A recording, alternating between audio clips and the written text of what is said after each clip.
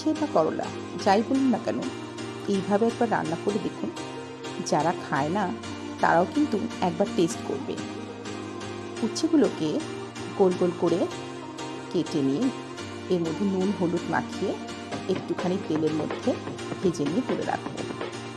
ওই তেলের মধ্যেই দুটো শুকনো লঙ্কা, একটু পাঁচফোড়ন দিয়ে মশলাটা একটুখানি গন্ধ আসলেই তাতে দিয়ে দেবো একটু পেঁয়াজ কুচি। পেঁয়াজটা একটু নাড়াচাড়া করে দিয়ে দেবো টমেটো কুচি।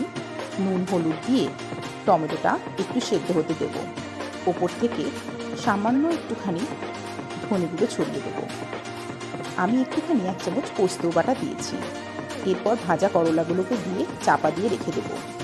করলাগুলো সেদ্ধ হয়ে গেলেই ওপর থেকে একটু সাদা তেল ছড়িয়ে নামিয়ে দেবো এই করলার রেসিপিটা।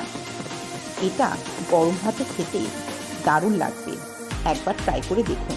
যারা করলার নাম শুনে নাক ছিটকোয় তারাও কিন্তু